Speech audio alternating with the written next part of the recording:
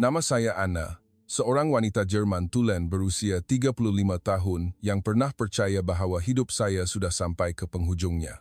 14 tahun yang lalu, seorang dokter di Berlin memberitahu saya bahwa saya menghidap lupus erythematosus sistemik yang sangat teruk. Sistem imun badan saya telah berpaling tadah, menyerang diri saya sendiri. Kulit saya meradang, sendi-sendi saya bengkak hingga tidak boleh berjalan, rambut saya gugur segumpal demi segumpal, dan buah pinggang saya mula rosak. Setiap pagi saya bangun tidur seolah-olah ada orang yang memukul tulang temulang saya dengan tukul besi. Saya telah mencuba segalanya. Kortikosteroid dalam dos yang sangat tinggi sehingga wajah saya membengkak bulat seperti bulan purnama. Kemoterapi yang membuatkan saya muntah sehingga air liur saya berdarah. Ubat imunosupresan generasi baru yang harganya terlampau mahal sehingga syarikat insurans kesihatan Jerman pun terpaksa berbincang panjang. Apa hasilnya? Keadaan saya bertambah baik untuk 2 atau 3 bulan, kemudian kembali menyerang dengan lebih ganas. Akhirnya, dokter utama saya berkata dengan jujur, "Anna, kami sudah lakukan semua yang termampu. Apa yang tinggal hanyalah kualiti hidup untuk sisa-sisa hari awak." Maka, saya memutuskan untuk menggunakan seluruh wang simpanan hidup saya untuk satu percutian terakhir. Bukan ke Paris, bukan ke Rome, bukan juga ke Tokyo, tetapi ke Malaysia. Kenapa Malaysia? Kerana tiket penerbangannya murah, hotelnya murah, makanannya murah. Saya hanya berfikir untuk pergi dan mati, secara senyap di atas sehamparan pasir putih, menghembuskan nafas terakhir di bawah pohon kelapa. Tidak mahu menjadi beban kepada ibu saya yang sudah tua dan adik lelaki saya yang masih belajar. Ibu saya menangis teresa-esak apabila saya memberitahunya yang saya akan pergi seorang diri. "Anakku, kau boleh mati di mana sahaja, tapi tolong jangan pergi ke negara dunia ketiga itu, Anna." Berita penuh dengan cerita rompakan, penipuan, hospital yang kotor. Saya tersenyum sinis dalam hati. "Ibu, saya sudah sakit seteruk ini. Siapa lagi yang mahu merompak apa-apa daripada saya?" Pada 12 Mac 2025, saya menaiki pesawat dari Frankfurt menuju ke Kuala Lumpur. Tempat duduk kelas ekonomi begitu sempit hingga lutut saya terhantuk pada kerusi di hadapan. Bau nasi lemak yang wangi dari penumpang sebelah, seorang warga Malaysia, menusuk hidung saya. Saya merungut dalam hati. Sudah bermulalah. Bau makanan yang kuat, tipikal negara membangun. Sepanjang penerbangan 12 jam itu, saya tidak dapat tidur. Sakit sendi saya kembali menyerang. Jari jemari saya bengkak hingga tidak dapat memegang cawan air. Seorang pramugari Malaysia dengan senyuman manis datang menawarkan selimut. Saya menjawab dalam bahasa Jerman, "Tidak perlu, saya tidak sejuk." Dia tetap tersenyum seperti tadi, menjawab dalam bahasa Inggris dengan lohat yang lembut, "Jika Puan perlukan apa-apa, beritahu sahaja saya ya." Saya berfikir dalam hati, begitu terlatih sekali untuk sentiasa tersenyum. Inikah tuntutan kerja? Pesawat mula merendah untuk mendarat di Kuala Lumpur. Langit berwarna jingga kemerahan akibat pencemaran. Saya memandang keluar tingkap, melihat sebuah bandar yang berkelip-kelip dengan lampu tetapi kelihatan kelam kabut. Bangunan pencakar langit berselang-seli dengan rumah-rumah setinggan yang rendah. "Inilah negara tempat aku akan mati," bisik saya kepada diri sendiri.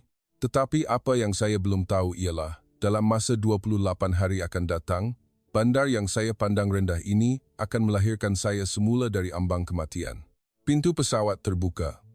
Udara panas dan lembap menerpa muka saya seperti selimut basah. Bau tanah, bau rempah ratus masakan, bau minyak enjin, semuanya bercampur baur hingga saya hampir termuntah. Saya menuruni tangga dengan kaki yang terketar-ketar. Dalam hati saya hanya ada satu fikiran, cepat ke hotel, cepat baring, cepat tunggu hari kematian. Ketika itu, saya langsung tidak tahu bahawa Malaysia akan membuatkan saya memadam perkataan mati dari kamus hidup saya untuk selamanya.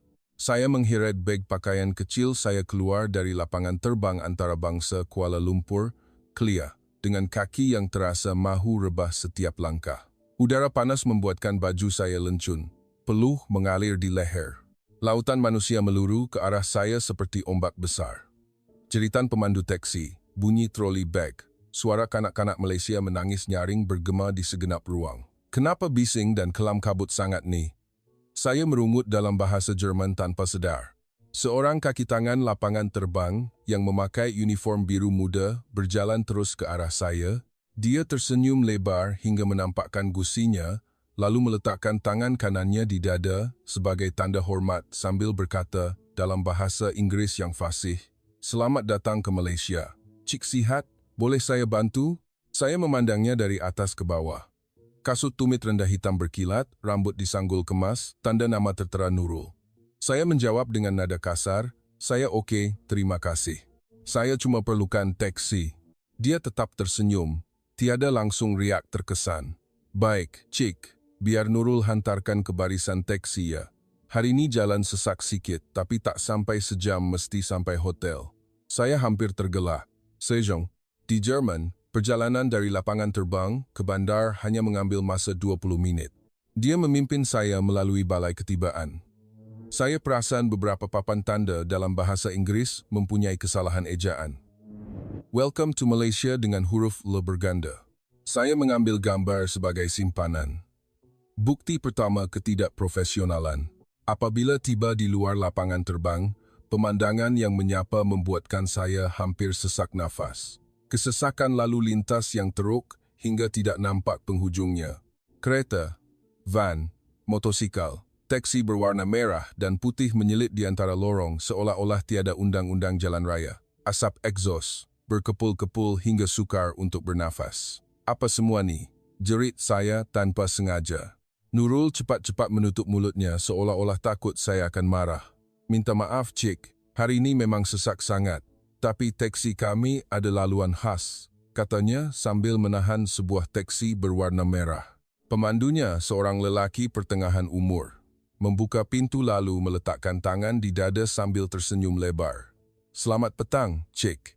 Saya masuk ke dalam kereta dengan rasa letih. Pemandu itu bertanya dalam bahasa Inggris dengan lohat yang pekat, "Pergi mana, Cik?" Saya menjawab, "Bukit Bintang." Dia mengangguk dan terus menekan meter.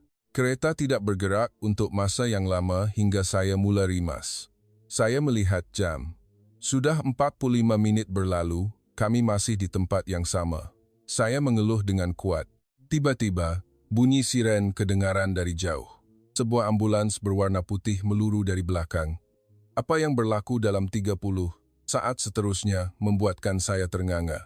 Semua kereta di lorong kami, walaupun tersekat teruk, berusaha memulas stereng ke tepi jalan untuk memberi laluan. Motosikal yang berada di bahu jalan pun mengundur ke belakang. Tiada siapa yang membunyikan hon. Tiada siapa yang menjerit marah. Semua orang melakukannya seolah-olah itu adalah perkara paling biasa di dunia. Ambulans itu meluncur laju, dan kemudian semuanya kembali seperti sedia kala. Jalan raya kembali sesak seolah tiada apa yang berlaku. Pemandu taksi itu menoleh ke arah saya dan tersenyum. "Ambulans, bang, kena bagi laluan dulu." Begitu ringkas sahaja penjelasannya. Saya terdiam seketika. Satu fikiran melintas di benak saya.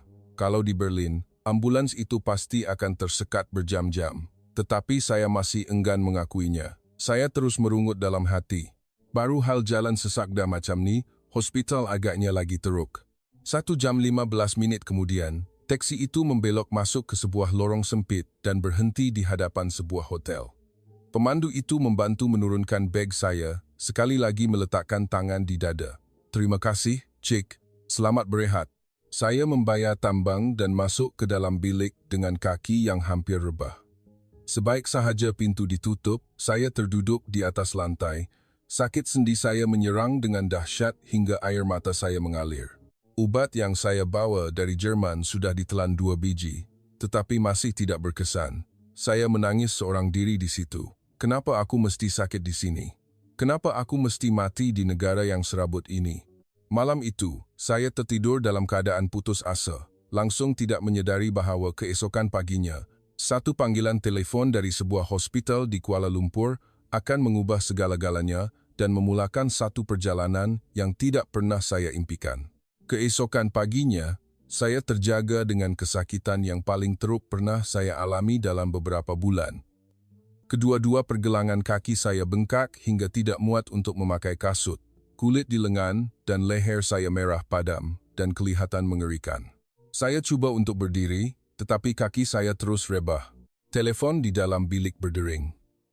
Penyambut tetamu berkata dalam bahasa Inggris yang jelas, "Cik Anna, ada doktor dari Pusat Perubatan Prince Court hubungi. Katanya, mahu bercakap dengan Cik segera." Saya terpinga-pinga. Saya tidak menghubungi mana-mana hospital pun. Dia menjawab dengan suara yang lembut. Doktor tu kata dia nampak rekod perubatan Cik dari sistem pertukaran data antarabangsa. Dia nampak Cik baru tiba semalam dan keadaan Cik nampaknya tenat. Jadi dia hubungi untuk tawarkan bantuan. Saya hampir tidak percaya dengan apa yang saya dengar. Di Jerman, walaupun saya nazak di depan pintu hospital, saya masih perlu menunggu giliran berjam-jam. Tapi di sini, doktor pula yang menelepon saya sampai ke hotel. 10 menit kemudian, sebuah van hospital berwarna putih berhenti di hadapan lobi. Pemandu dan 2 orang jururawat menurunkan sebuah kerusi roda. Salah seorang jururawat itu seorang wanita kecil molek, berambut panjang diikat ekor kuda, tersenyum hingga matanya sepet. Dia boleh berbahasa Jerman. Guten Tag, Frau Müller. Nama saya Siti. Saya jururawat dari Jabatan Imunologi. Hari ini kami akan bawa puan ke hospital ya. Jangan takut. Saya ternganga. Macam mana awak boleh cakap Jerman? Dia tersenyum malu. Saya pernah buat latihan amali di Munich selama 2 tahun. Saya juga suka tonton filem Jerman. Dalam perjalanan ke hospital, saya masih memandang keluar tingkap dengan pandangan yang penuh prasangka. Kuala Lumpur di waktu pagi adalah sebuah kekacauan yang sebenar. Motosikal menunggang melawan arus, tuk-tuk berwarna-warni meluru keluar dari lorong tanpa menoleh, pejalan kaki melintas jalan sesuka hati tanpa mengendahkan lampu isyarat. Saya berfikir dalam hati, ini bandar paling tidak berdisiplin pernah aku lihat. Kemudian, van kami berhenti di satu persimpangan lampu isyarat yang sangat lama. Pemandu van hospital mengangkat tangan ke arah kereta di sebelah dan menjerit, "Minta laluan sikit, bang." Pesakit kecemasan. Semua kereta di persimpangan itu menoleh serentak, dan dalam sekelip mata, semua kenderaan mengundur ke tepi jalan. Sebuah bus Rapid KL yang besar berwarna biru pun turut mengundur untuk memberi laluan. Tiada siapa yang membunyikan hon. Semua orang mengangkat tangan membalas sambil tersenyum. Van hospital meluncur laju melepasi persimpangan itu. Saya tergamam. Siti menoleh ke arah saya dan tersenyum. Orang Malaysia memang suka tolong-menolong, Cik. Terutamanya orang sakit. Saya tidak berkata apa-apa, tetapi di dalam hati, satu perasaan aneh mula bercambah buat pertama kalinya. Tiba di pusat perubatan Prince Court, saya ditolak masuk ke dalam bangunan yang tinggi, moden dan jauh lebih bersih daripada yang saya sangkakan. Tetapi apabila saya ternampak beberapa peralatan yang kelihatan sedikit lama berbanding di Jerman, saya berfikir sinis. Nanti kita lihat, dokternya hebat betul atau hanya pandai menjual mimpi. Di dalam bilik pemeriksaan, Profesor Dato Dr. Ismail Rahman, seorang pakar SLI yang pernah menerbitkan kajian bersama hospital di Switzerland, sedang duduk di hadapan saya. Dia bercakap dalam bahasa Inggris yang sangat fasih. "Frau Müller, saya sudah lihat rekod awak. Selama 14 tahun, awak telah diberi ubat imunosupresan yang berlebihan. Badan awak sekarang sedang melawan ubat lebih daripada melawan penyakit itu sendiri." Saya mengejek dalam hati. "Jadi, apa yang kau boleh buat lebih baik daripada doktor Jerman?" Dia tersenyum tenang. "Kami tidak akan hanya menggunakan ubat dari barat. Kami akan menggabungkan perubatan moden dengan perubatan tradisional. Dan yang paling penting, kami akan merawat hati awak serentak." Saya tergelak dengan kuat. "Hati? Awak nak suruh saya bertafakur ke? Saya bukan pelancong hippie." Dia tetap tersenyum. "Tidak mengapa. Awak ada 28 hari sebelum tiket pulang ke Jerman. Cuba beri kami peluang. Jika tidak bertambah baik, awak boleh pulang dan mati di tanah air awak." Perkataan mati yang keluar dari mulut seorang doktor Malaysia itu tiba-tiba membuatkan saya terdiam. Dia menghulurkan tangannya, tangan yang terasa hangat dan meyakinkan. "Saya berjanji, awak akan berjalan keluar dari hospital ini dengan kaki awak sendiri." Saya memandang tangannya, dan pada saat itu, tanpa saya sedar, saya menyambut huluran tangan doktor Malaysia itu.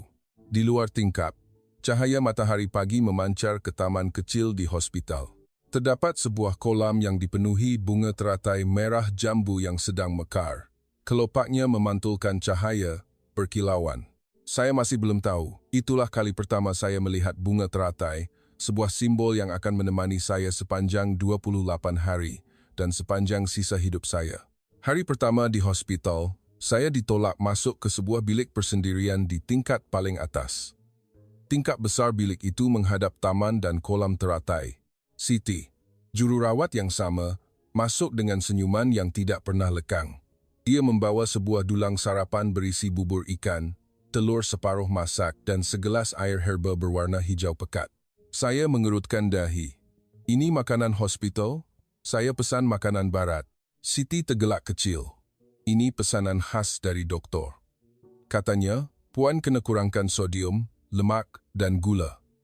Kena lebihkan herba anti radang. Sesetengah makanan barat boleh merangsang penyakit Puan. Saya masih berdegil. Saya hanya makan roti dan keju selama 14 tahun. Dia meletakkan dulang itu dan duduk di sebelah katil.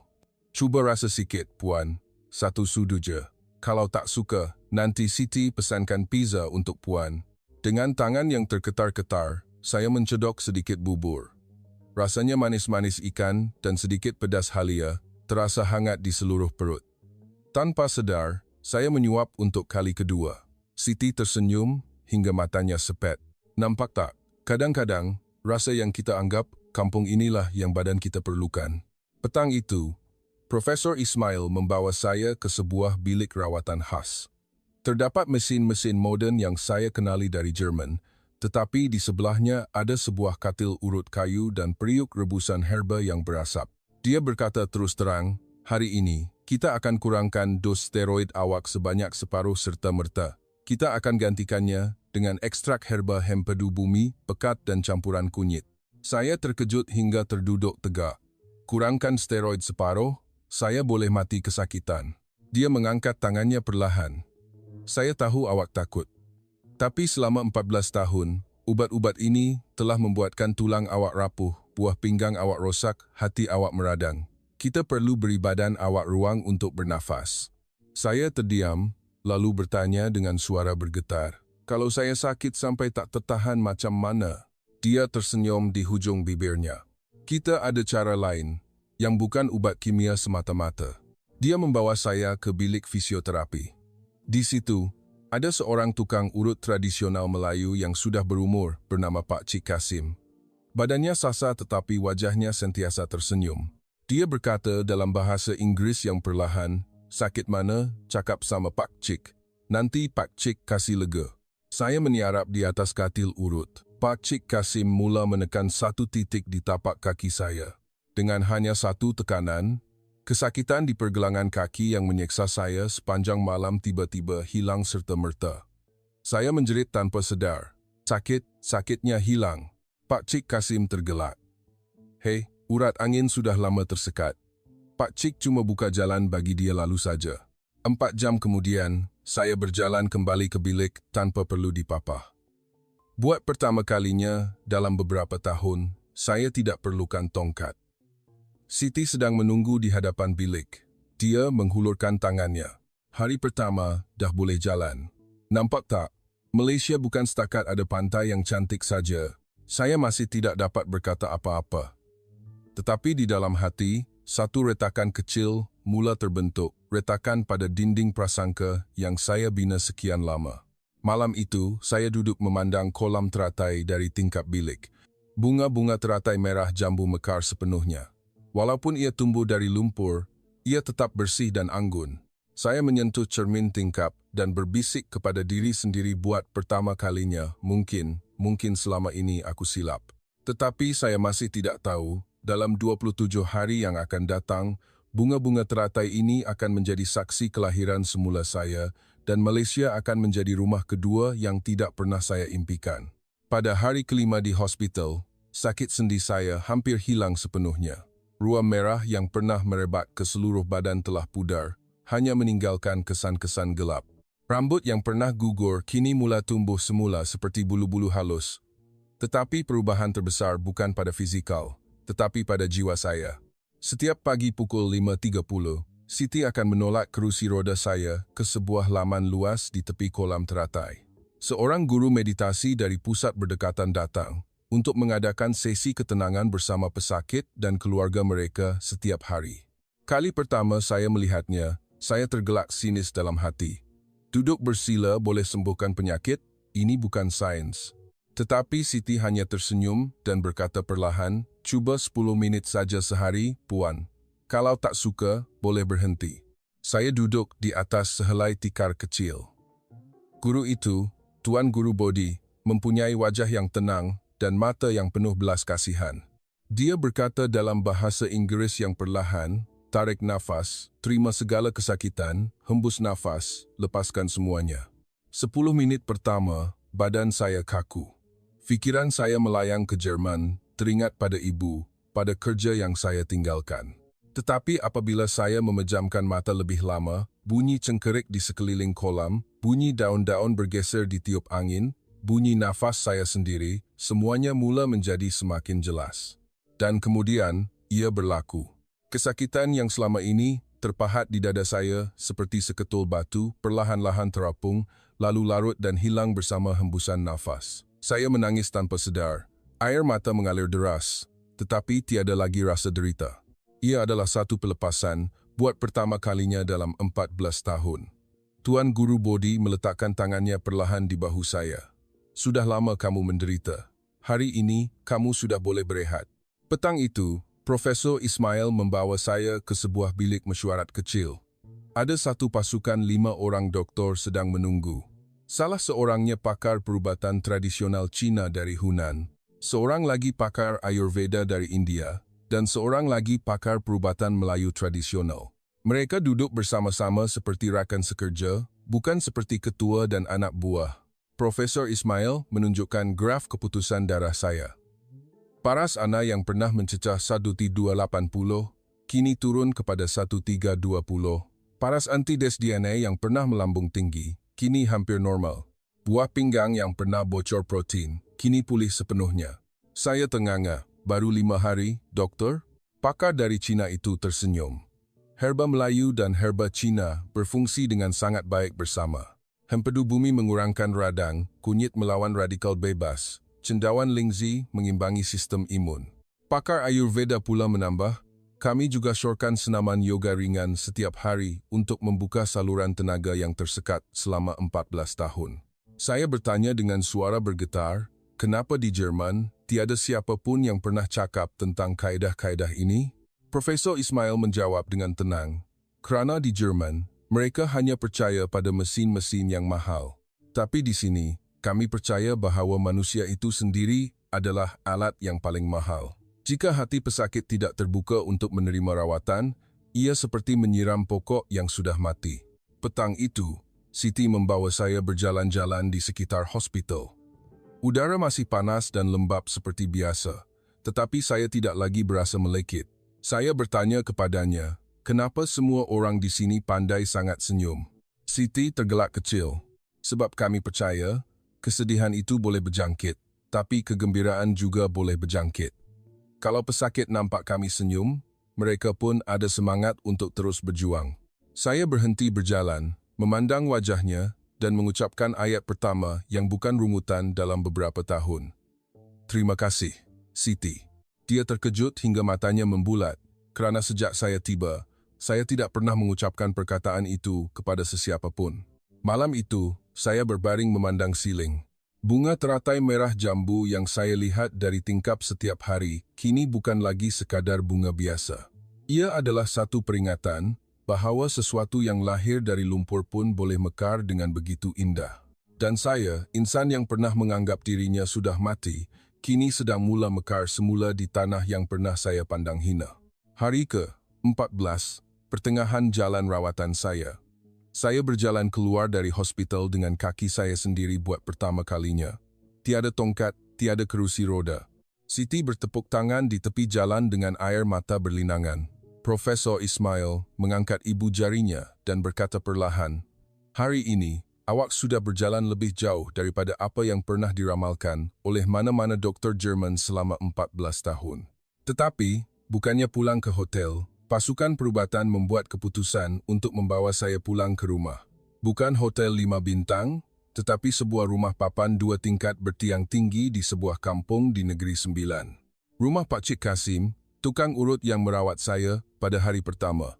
Dalam perjalanan, saya memandang keluar tingkap van dengan pandangan yang sudah berubah. Sawah padi yang menghijau, kerbau-kerbau yang berjalan perlahan di tepi jalan, kanak-kanak yang melambai-lambai ke arah van dengan senyuman lebar. Dulu saya fikir kelambatan itu adalah satu kemunduran, tetapi kini saya rasa kelambatan inilah yang memberi ruang untuk menghayati kehidupan. Tiba di rumah Pak Cik Kasim, Mak Cik Aminah, istrinya, sudah menunggu dengan hidangan yang penuh di atas meja. Rendang ayam, asam pedas ikan pari, sambal udang petai, ulam-ulaman segar. Baunya yang harum menusuk hidung hingga perut saya berkeroncong. Mak Cik Aminah meletakkan tangan di dada dan berkata, "Jemput makan, nak." Mak Cik masak kurang pedas, kurang masin, kurang santan. Saya duduk bersila di atas lantai kayu. Pak Cik Kasim menghulurkan sepinggan nasi. "Makan bagi kenyang, ya." Lepas ni, Pak Cik nak tunjuk sesuatu. Selepas makan, Pak Cik Kasim membawa saya ke belakang rumah. Terdapat sebuah kolam kecil yang dipenuhi bunga teratai merah jambu dan putih. Pak Cik menuding ke arah lumpur hitam di dasar kolam. "Nampak tu? Bunga teratai tumbuh dari lumpur, tapi tak pernah berbau lumpur. Kita manusia pun macam tu. Penyakit tu lumpur, tapi hati yang bersih akan buat kita mekar." Saya berdiri kaku, air mata mengalir tanpa saya sedari. Malam itu, keluarga Pak Cik Kasim menyediakan tempat tidur untuk saya di anjung rumah. Bunyi cengkerik, katak, dan angin yang meniup daun kelapa menjadi irama malam. Saya mendengar bunyi-bunyian itu sehingga terlelap. Buat pertama kalinya dalam 14 tahun, saya tidur tanpa perlu menelan pil tidur. Pukul 5.30 pagi, Pak Cik Kasim mengejutkan saya dengan lembut. "Bangun, nak. Jom kita ke surau." Saya berjalan mengikutnya. Azan subuh berkumandang syahdu dari surau berdekatan. Suara itu, walaupun asing di telinga saya, terasa begitu menenangkan. Selesai solat, jemaah surau berkumpul di halaman, berkongsi sarapan pagi yang dibawa dari rumah masing-masing. Saya diberi tugas untuk menuangkan teh tarik ke dalam cawan-cawan. Tangan yang dahulunya terketar-ketar memegang ubat kimia, kini dapat menuang teh dengan begitu stabil. Seorang imam tua berhenti di hadapan saya. Dia tersenyum dan berkata dalam bahasa Melayu yang perlahan, "Anak pernah banyak bersusah. Hari ini, anak telah dilahirkan semula." Saya terduduk di atas tanah, menangis tersesak-sesak hingga badan saya terhinjut-hinjut. Pulang ke rumah pada pukul 8 pagi, Mak Cik Aminah menghulurkan telefon bimbitnya. Ada orang telefon dari Jerman. Ia adalah ibu saya. Suaranya bergetar. "Anna, anak ibu macam mana? Ibu nampak gambar yang kamu hantar. Kamu dah boleh jalan." Saya tersenyum dalam tangisan. "Ibu, Anna dah sembuh.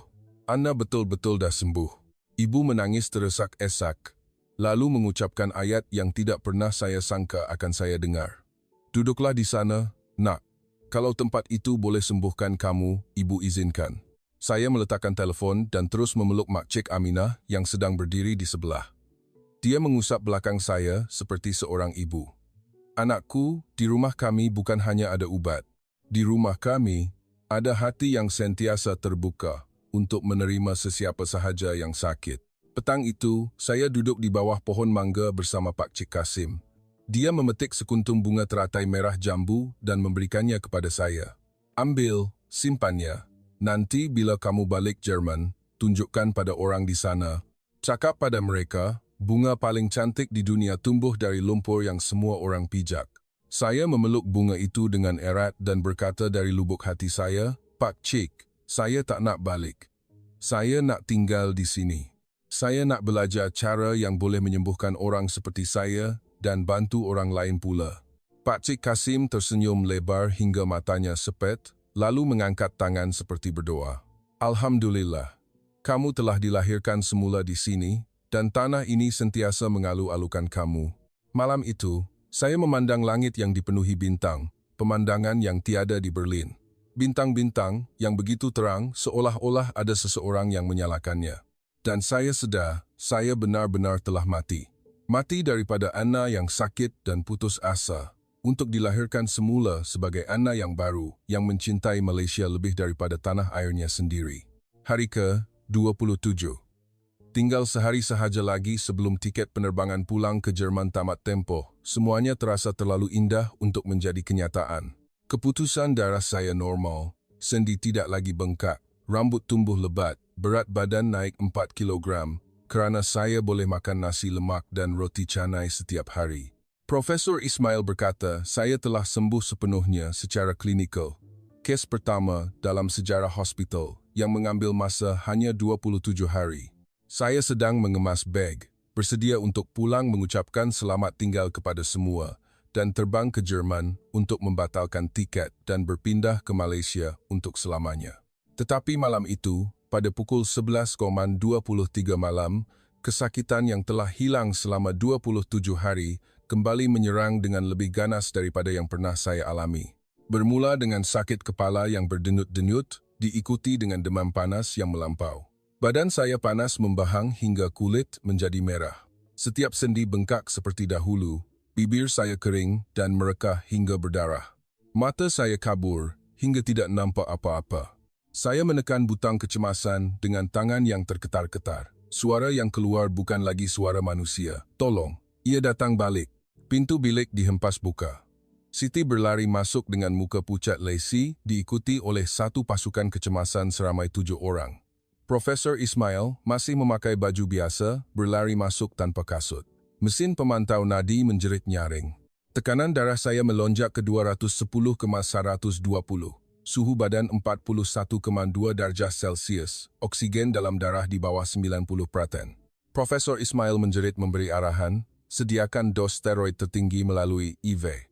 Panggil pasukan nefrologi, mungkin perlu dialisis kecemasan. Siti memeluk saya yang sedang sawan. Kak Anna, jangan takut, Siti ada kat sini. Tetapi di dalam kepala saya, hanya ada satu fikiran. Aku dah sembuh, kan? Kenapa aku kena lalui semua ni lagi? Bilik kecemasan terang benderang. Bunyi mesin bantuan pernafasan berdesah. Saya nampak bayang-bayang doktor berlari-lari seperti dalam filem.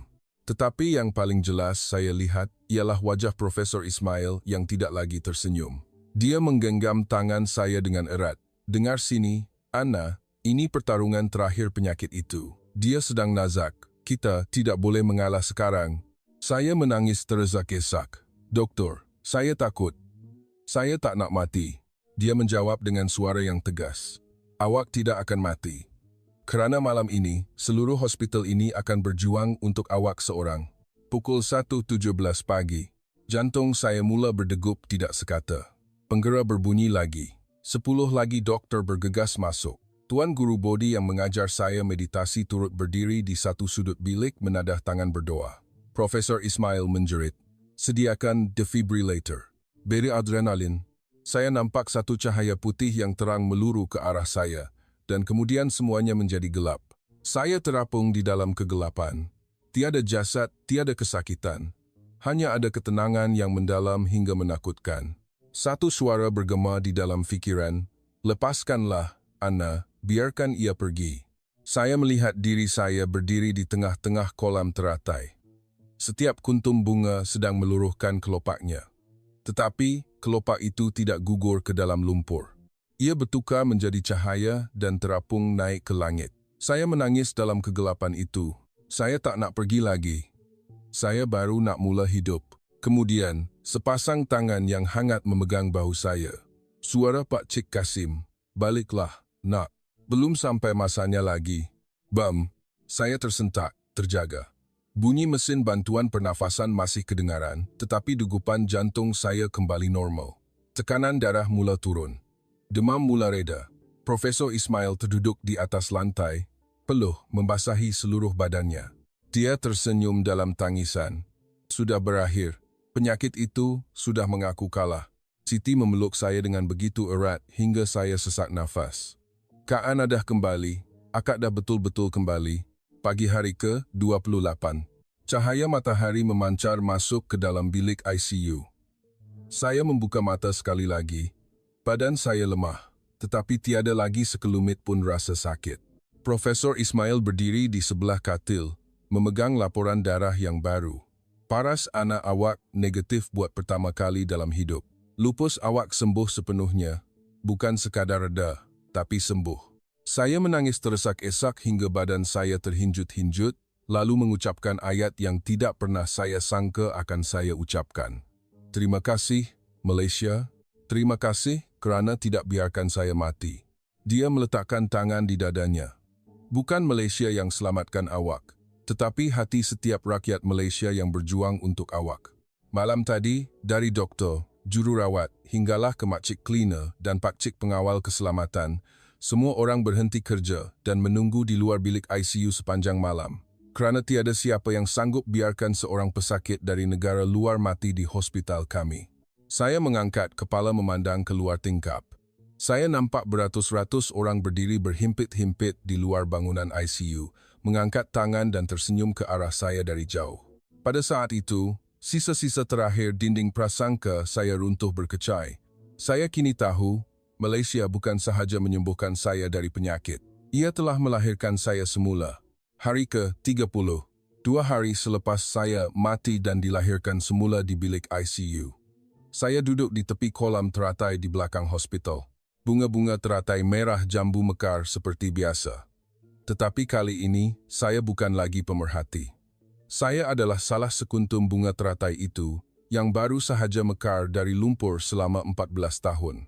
Profesor Ismail datang duduk di sebelah saya, membawa 2 gelas air herba sejuk.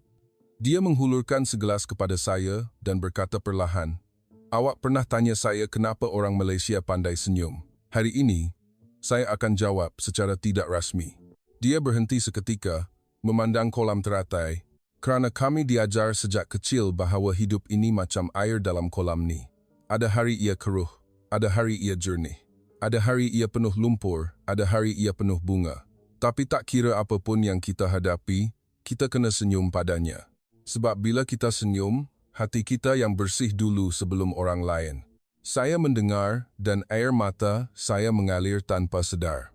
Doktor, dulu saya fikir kemajuan itu adalah bangunan tinggi dan keretapi laju. Tapi selama 28 hari ini, saya nampak bahawa kemajuan yang sebenar adalah hati yang tidak pernah tertutup untuk sesiapa, walaupun untuk orang asing yang datang dengan pandangan hina seperti saya. Dia tersenyum dan mengangguk. Awak sudah faham, kebesaran sesebuah negara bukan diukur dengan jentera, tetapi diukur dengan berapa ramai tangan yang dihulurkan apabila ada seseorang yang rebah. Malam itu, seluruh hospital berhenti kerja untuk awak seorang. Itulah Malaysia yang kami banggakan.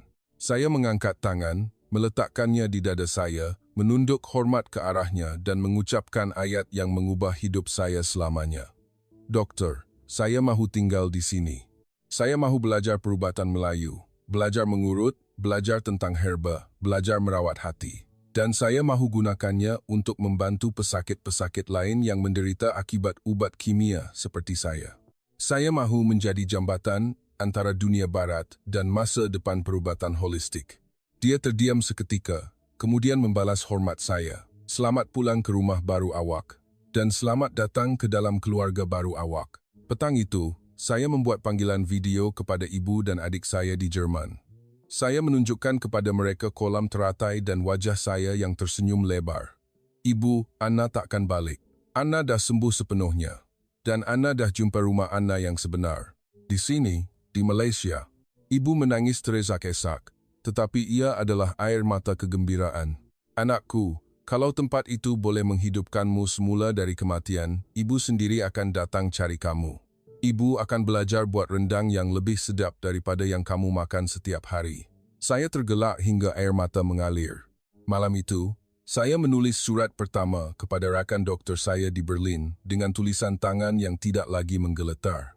Sahabatku, selama 14 tahun kita percaya bahawa rawatan adalah ubat dan mesin.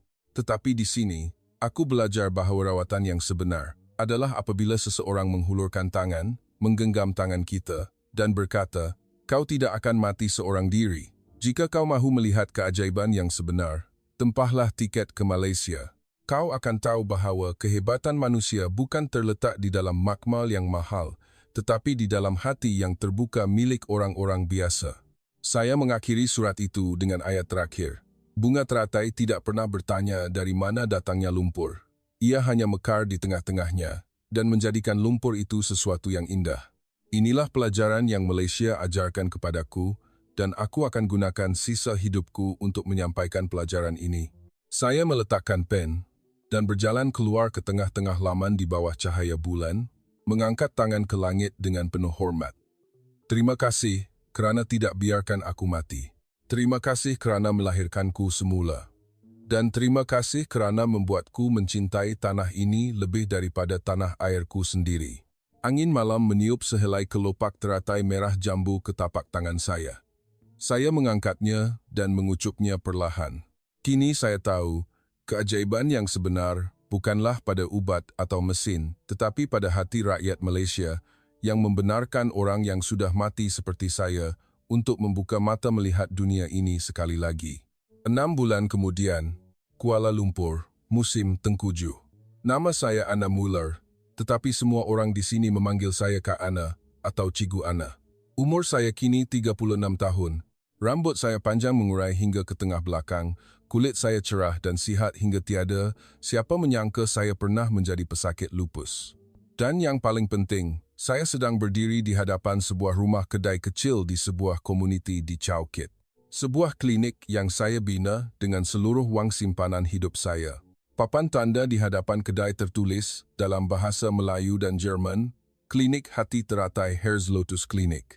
Di dalam, seorang kanak-kanak perempuan berusia 12 tahun bernama Nurul menghidap lupus seperti saya suatu ketika dahulu. Wajahnya penuh ruam merah, sendinya bengkak hingga tidak boleh berjalan. Ibunya duduk memeluknya di satu sudut, menangis tidak henti-henti. Saya melutut di hadapan kanak-kanak itu. Saya memberi salam kepada ibunya terlebih dahulu, kemudian tersenyum kepada Nurul. Adik pernah rasa takut tak? Yang penyakit ni akan ada dengan adik selama-lamanya? Kanak-kanak itu mengangguk perlahan. Saya mengeluarkan sekuntum bunga teratai kering yang saya simpan sejak malam saya sembuh dan meletakkannya di dalam tangan kecilnya. Akak pun pernah fikir macam tu. Tapi akak belajar sesuatu. Penyakit ini bukan sumpahan. Ia adalah guru yang paling garang yang datang untuk ajar kita erti sebenar kehidupan. Ibu kanak-kanak itu memandang saya dengan mata yang penuh harapan. Doktor, anak saya boleh sembuh ke? Saya tersenyum dan menjawab dari lubuk hati saya. Puan, jika kita semua tidak berputus asa, anak Puan bukan sahaja akan sembuh.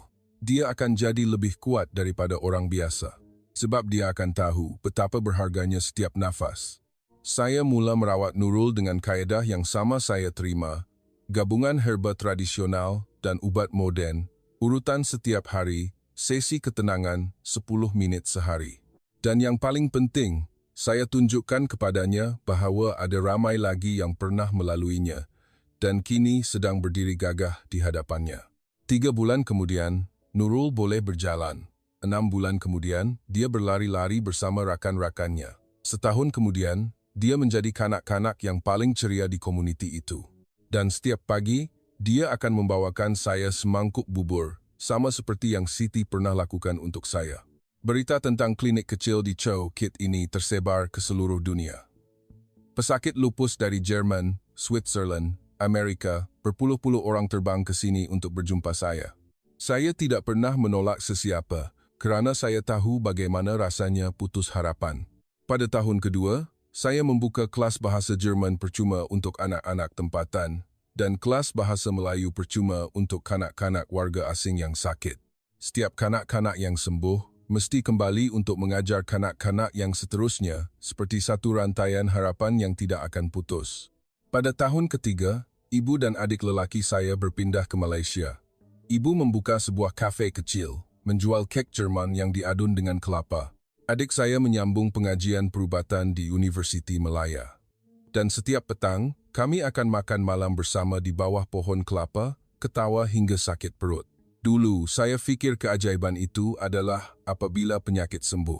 Kini saya tahu, keajaiban yang sebenar adalah apabila seseorang mati daripada kebencian terhadap diri sendiri dan dilahirkan semula dengan cinta yang mahu diberikan kepada orang lain. Setiap kali ada yang bertanya kenapa saya tinggalkan Jerman untuk tinggal di Malaysia, saya akan sentiasa menjawab, Kerana disinilah saya belajar bahawa kehebatan manusia bukan diukur dengan wang ringgit, bangunan tinggi, atau anugerah Nobel. Ia diukur dengan berapa ramai tangan yang kita hulurkan untuk membantu seseorang bangkit apabila dia rebah. Dan Malaysia adalah tanah yang menghulurkan seluruh tangannya kepada saya walaupun saya pernah memijaknya dengan pandangan hina. Bunga teratai yang saya simpan sejak hari saya sembuh masih elok di dalam bingkai gambar di atas meja kerja saya. Kelopaknya kering tetapi warnanya masih merah jambu. Di bawahnya tertulis dengan tulisan tangan saya sendiri. Untuk semua yang pernah merasa dirinya tidak berharga, ingatlah bahawa bunga teratai yang paling indah di dunia lahir dari lumpur yang dipijak semua orang. Dan hari ini, akulah bunga teratai itu yang mekar kerana bumi Malaysia tidak pernah meninggalkanku di dalam lumpur. Tahun kelima, Hari Raya Aidilfitri, Jalan Bukit Bintang ditutup untuk lalu lintas. Ratusan ribu manusia berkumpul di hadapan sebuah pentas besar. Di belakang pentas, tergantung kain rentang gergasi. Klinik Hati Teratai, cawangan ke-100. Saya berdiri di atas pentas buluh sementara, memakai baju kurung moden bercorak bunga teratai yang dijahit oleh anak-anak di klinik. Di sisi saya, Nurul, kini berusia 17 tahun, tinggi lampai hampir menyamai saya, tersenyum lebar dalam pakaian seragamnya sebagai pelajar praperubatan. Sebuah mikrofon dihulurkan kepada saya. Saya meletakkan tangan di dada, menunduk kepada lautan manusia di hadapan. Selamat Hari Raya Aidilfitri, semua. Suara saya bergema melalui pembesar suara. 5 tahun lalu, saya datang ke sini dalam keadaan putus asa, menyangka saya akan mati di tanah yang saya pandang hina. Tetapi, tanah ini tidak membenarkan saya mati. Ia menyiram hati saya yang kering kontang dengan kasih sayang, sehingga saya mekar menjadi insan yang baru. Hari ini, klinik kecil yang bermula dari sebuah rumah kedai di Chow Kit telah menjadi 100 cawangan di seluruh Malaysia. Dan bulan hadapan, kami akan membuka cawangan pertama di Jerman. Kerana saya mahu tanah air saya tahu bahawa rawatan yang sebenar bukan sekadar ubat, tetapi apabila kita saling memberitahu antara satu sama lain, kau tidak pernah keseorangan. Tepukan gemuruh bergema. Kanak-kanak berlari naik ke pentas membawa jambangan bunga teratai yang diikat dengan rebel berwarna bendera Malaysia dan Jerman. Nurul memeluk saya dengan erat. Cikgu Anna, Nurul dapat tawaran belajar perubatan. Nurul nak jadi doktor macam cikgu dan rawat pesakit dengan hati macam yang cikgu buat. Saya menunduk memeluknya, air mata mengalir deras. Tiba-tiba, suasana menjadi senyap. Satu rombongan kecil berjalan ke arah pentas. Seri Paduka Baginda yang di Pertuan Agong tiba tanpa protokol yang besar. Baginda berjalan terus ke arah saya dan bertitah dengan ringkas, tetapi suaranya bergema di seluruh Bukit Bintang. Beta berterima kasih kepadamu kerana memilih untuk dilahirkan semula di bumi Malaysia ini. Dan beta berterima kasih kerana telah menunjukkan kepada rakyat Malaysia bahawa sifat belas kasihan dan ihsan adalah ubat yang paling mujarab di dunia. Baginda mengurniakan sejambak bunga teratai kepada saya dan merenjis air mawar di dahi saya. Pada saat itu, saya terduduk di atas pentas, menangis teresak-esak kerana saya sedar, insan yang pernah menghina tanah ini, kini sedang menerima penghormatan tertinggi daripada ketua negaranya. Malam itu, saya kembali ke kolam teratai di belakang hospital yang sama, tempat segalanya bermula. Siti, Pakcik Kasim, Makcik Aminah, Profesor Ismail, dan semua kanak-kanak yang pernah sakit berdiri mengelilingi saya. Saya mengambil kuntuman teratai terakhir yang saya terima dan melemparkannya ke tengah-tengah kolam. 5 tahun lalu, saya fikir keajaiban itu adalah apabila penyakit sembuh. Hari ini, saya tahu keajaiban yang sebenar adalah apabila seseorang mati daripada kebencian dan dilahirkan semula dengan cinta yang mahu diberikan kepada dunia. Dan Malaysia adalah tempat yang menjadikan keajaiban itu satu kenyataan. Bukan hanya untuk saya, tetapi untuk semua yang pernah putus harapan. Saya berpaling dan memeluk semua yang ada di situ. Satu ayat terakhir bergema di dalam hati saya selamanya. Dulu, saya seorang warga Jerman yang datang ke Malaysia untuk mati. Hari ini, saya adalah anak Malaysia yang lahir di tanah ini dan akan menggunakan setiap sisa nafas saya untuk memberitahu dunia. Malaysia, negara yang penuh senyuman, tersenyum bukan kerana tiada duka, Tetapi kerana memilih untuk memberi bahagia kepada orang lain, walaupun diri sendiri sedang menanggung luka. Inilah keajaiban Malaysia. Keajaiban yang bernama hati. Bunga teratai yang saya lemparkan perlahan-lahan terapung dan mekar di tengah kolam di bawah cahaya bulan purnama. Dan saya tahu, kisah saya baru sahaja bermula, bukannya berakhir. Kerana setiap hari saya membuka mata di bumi Malaysia adalah hari di mana keajaiban berlaku lagi dan lagi tanpa henti. Selamat Hari Raya. Dan terima kasih kerana melahirkanku semula.